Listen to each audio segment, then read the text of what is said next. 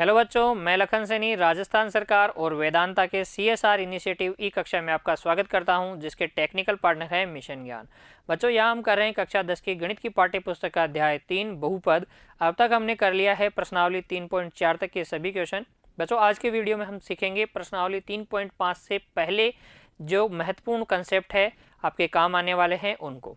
तो कॉपी और पेन लेके तैयार रहिए और मेरे साथ जैसे मैं समझाऊं उसको समझते हुए लिखते चलिए। बच्चों, आपके लिए बहुत ही ये महत्वपूर्ण है। ठीक है, देखिए हम बात कर रहे हैं प्रश्नावली 3.5 से पहले जो कंसेप्ट आपके काम में आने वाले हैं उन कंसेप्ट्स की। तो इसमें एक कंसेप्ट है मूलों की प्रकृति। किसके मूलों की प्रकृति हम की बात कर रहे हैं? हम बात करेंगे द्विघात समीकरण के मूलों की प्रकृति। द्विघात समीकरण क्या होता है बच्चों? मानक रूप में हमें पता है कि द्विघात समीकरण होता है ax² + bx + c = 0, जिसके हल अगर हम निकालते हैं तो श्रीधर आचार्य विधि में हमने देखा था कि इसके हल क्या होते हैं। द्विघाती सूत्र से हमें पता चलते हैं क्या होते हैं हल। x = -b ± √b² - 4ac/2a। और मैंने आपको कहा था कि इसको एक लय में याद कर लें फॉर्मूले को। बहुत ही इंपॉर्टेंट फॉर्मूला है, हर एक क्लास में आगे के स्टैंडर्ड में भी आपके काम आएगा। सिंपल सा है, x = -b ± √b² - 4ac/2a। ठीक है, आसानी से अगर आप 2-3 बार इसको याद करेंगे और कई सभी प्रश्नों को लिख के इसमें हल करेंगे, जितने भी प्रश्न आपने अब तक हल किए उन सभी में अगर आपने इसको लिखा होगा तो आपको याद हो भी गया होगा। यहाँ पर एक चीज़ आपको नोट करनी है, जो ये ब्रैकेट में दे रखा होता है रूट के अंदर दे रखा होता है b² - 4ac। इसको हमने क्या कहा था बच्चों? इसको हमने कहा था विवेचक, विविक्त कारक। ठीक है, और इस पर डिपेंड करती है द्विघात समीकरण के मूलों की प्रकृति, अर्थात इसी के मान पर निर्भर करेंगे कि मूल कैसे होंगे। डी क्या है? डी को हम बोलते हैं विवेचक, विविक्त कारक। b² - 4ac इसका क्या होता है? फॉर्मूला होता है। यह देख लीजिए बच्चों, इसको b² - 4ac को क्या बोलते हैं? विविक्त कारक बोलते हैं।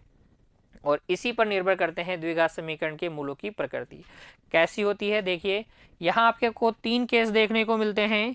अगर b² - 4ac अर्थात d का मान धनात्मक होता है, तब हम कहते हैं कि द्विघात समीकरण ax² + bx + c = 0 के मूल क्या हैं? 0 के मूल क्या हैं? वास्तविक हैं और भिन्न हैं। वास्तविक कहने का मतलब वास्तविक संख्याएं आपको मिलेंगी, जैसे 3, 4, 5, -7/2 परिमेय अपरिमेय कोई सी भी संख्या आपको मिल सकती है। लेकिन अगर डी का मान धनात्मक है तो हम मूल कैसे होंगे? अलग अलग होंगे। एक्स के जो 2 मान आते हैं वो दोनों कैसे आएंगे? डिफरेंट आएंगे। दूसरा केस है बच्चों, अगर b² - 4ac का मान 0 होता है तब हम कहेंगे कि मूल कैसे हैं? समान आएंगे। x के जो दोनों मान आएंगे वो एक ही आएंगे। x बराबर अगर 3 आया है तो दूसरा भी क्या आएगा? 3 ही आएगा, प्लस का साइन लेने पर भी और माइनस का साइन लेने पर भी, क्योंकि क्या है? d का मान 0 है। तो d बराबर 0 होने पर हम क्या कहते हैं? मूल वास्तविक तथा समान है, अर्थात वास्तविक या बराबर है। ठीक है, तीसरा केस है बच्चों की b² - 4ac, b² - 4ac क्या हो? ऋणात्मक हो, अर्थात d < 0 हो, तब मूल कैसे होंगे?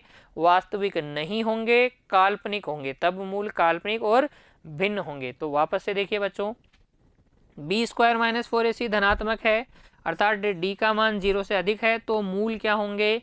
असमान और वास्तविक, अर्थात वास्तविक भिन्न कह सकते हैं हम।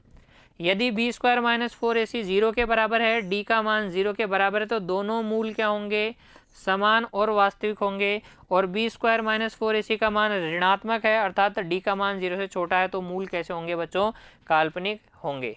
समझ में आया? अब हम क्या करेंगे बच्चों? उदाहरण के माध्यम से भी इस कंसेप्ट को समझते हैं।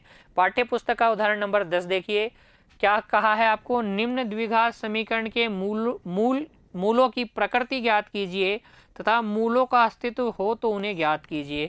अच्छा, हम यहाँ देखते हैं बच्चों, इस केस के अंदर भी मूल अस्तित्व में है क्योंकि वास्तविक है। इस केस के अंदर भी क्या है? मूल अस्तित्व में है। जबकि d अगर ऋणात्मक है तो मूल अस्तित्व में नहीं होंगे। तो आपको सबसे पहला काम क्या करना है? मूलों की प्रकृति के बारे में ज्ञात करना है। मूलों की प्रकृति से आपको पता पड़ जाएगा कि मूल अस्तित्व में है या नहीं। अगर मूल अस्तित्व में है तो उन्हें ज्ञात भी करना है। कैसे? देखिए बच्चों, सबसे पहले आपको जो समीकरण दे रखा है उसकी तुलना कर लीजिए आप। 2x² - 6x + 3 = 0। इसकी तुलना कर लीजिए मानक द्विघात समीकरण ax square plus B X plus C बराबर 0 से, तो हम लिख भी देंगे कि इसकी तुलना क्या करेंगे हम, तुलना ax square plus B X plus C बराबर 0 से करने पर, तुलना करने पर आपको a मिल जाएगा 2, b मिल जाएगा -6 तथा c क्या मिलेगा बच्चों, c मिलेगा 3। यहाँ आप देखिए बी स्क्वायर माइनस 4ac का मान क्यों देखेंगे, क्योंकि हम मूलों की प्रकृति ज्ञात कर रहे हैं, जो हमें कौन बताता है, d यानी विवेचक। तो बी स्क्वायर माइनस 4ac हो जाएगा -6 का स्क्वायर माइनस 4ac का मतलब 3, ये हो जाएगा बच्चों 36 माइनस कितना 2, 4 को 2 से गुणा करेंगे 8, 8 गुणा 3 कितना हो जाएगा 24, जो कि कितना आया 12। और 12 क्या होता है बच्चों, धनात्मक होता है। d का मान धनात्मक आने के लिए हम क्या बोलते हैं, अतः मूल क्या है, वास्तविक तथा भिन्न है। मूल क्या है, वास्तविक तथा भिन्न है। और वास्तविक तथा भिन्न है इसका मतलब मूल क्या कर रहे हैं, एग्जिस्ट कर रहे हैं। अब आपको क्या करना है, उनको ज्ञात भी करना है। तो मूल ज्ञात करने के लिए सूत्र क्या है, क्योंकि x बराबर क्या होता है, अब हम लिखेंगे क्योंकि x बराबर होता है -b plus minus root of B square minus 4ac upon 2a होता है। यहाँ से x बराबर माइनस अपनी जगह, b का मान -6 plus minus root of B square minus 4ac का मान अभी आपने निकाला 12/2। a का मान कितना है बच्चों, a का मान है 2। तो ये हो जाएगा x बराबर 6 प्लस माइनस 12/4, और 12 को आप लिखते हैं बच्चों 6 प्लस माइनस 2√3/4, 2 कॉमन लेके काट दीजिए तो हो जाएगा 3 प्लस माइनस √3/2। तो x के दो मान कौन कौन से आ गए, एक तो आ गया 3 प्लस √3/2, एक हो गया है 3 माइनस √3/2। मैं इतनी फास्ट क्यों कर रहा हूं बच्चों, कारण आपको पता है, क्योंकि आपको श्रीधराचार्य विधि, पूर्ण वर्ग विधि और गुणनखंड विधि पहले ही मैंने आपको सिखा दी है। यहाँ हम सिर्फ बात करेंगे किसकी, मूलों की प्रकृति पर विशेष तौर से। हल आप अपने हिसाब से कर लीजिए, जो भी विधि आपको अच्छी लगती है उससे कीजिए। मैंने क्या यूज की है, द्विघाती सूत्र का यूज किया है। क्यों, उसका कारण भी बता देता हूँ, क्योंकि आप मूलों की प्रकृति में बी स्क्वायर माइनस 4ac तो निकाल ही चुके हैं, तो आप डायरेक्ट ही रख सकते हैं। अगला देखिए उदाहरण संख्या 2 का उदाहरण संख्या 10 का भाग 2। यहाँ पर देखिए जब आप तुलना करेंगे किसकी, 3x square minus 4√3x plus 4 बराबर 0 की, किससे, ax square plus bx plus c बराबर 0 से तुलना जब आप कर लेंगे तो आपको क्या मिलेगा, abc के मान मिलते हैं ना, करने पर a के मान आपको मिल जाएंगे 3, b का मान आपको मिल जाएगा -4√3 तथा c का मान आपको मिल जाएगा कितना बच्चों, 4। और यहाँ हम निकाल लेंगे क्या, मूलों की प्रकृति की बात हो रही है, तो बी स्क्वायर माइनस 4ac तो हम निकालेंगे ही।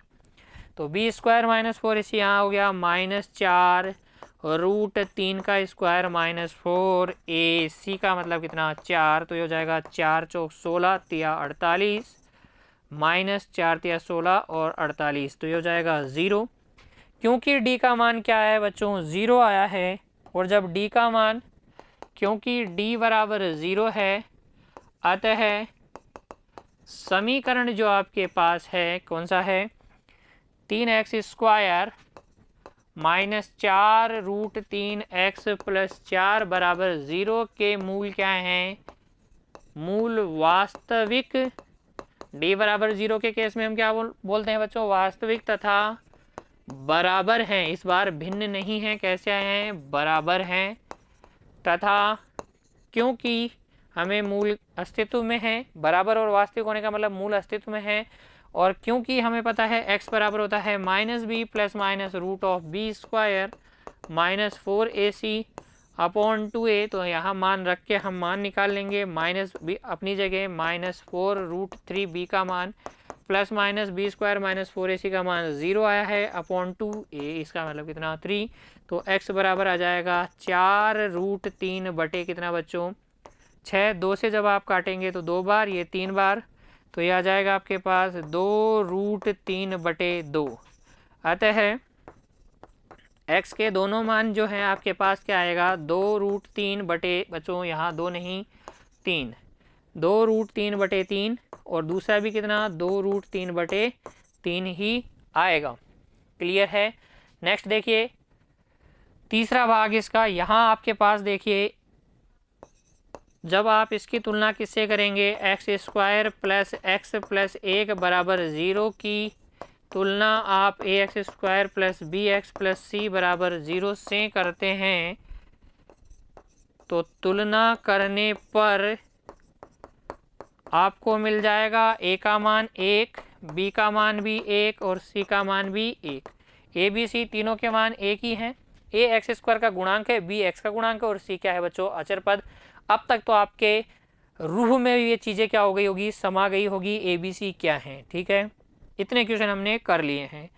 यहाँ आप निकाल लीजिए बी स्क्वायर माइनस 4ac का मान, बी का मतलब ए का स्क्वायर माइनस 4ac, ये हो जाएगा 1 माइनस 4 अर्थात -3, जो कि कैसा है ऋणात्मक है। अतः हम क्या बोलेंगे, हम बोलेंगे x square plus X plus 1 बराबर 0 के मूल अस्तित्व में नहीं है, अस्तित्व में नहीं है बच्चों। क्या नहीं है, मूल अस्तित्व में नहीं है। क्यों नहीं है, क्योंकि d अर्थात विविक्तर का मान क्या आया है ऋणात्मक आया है।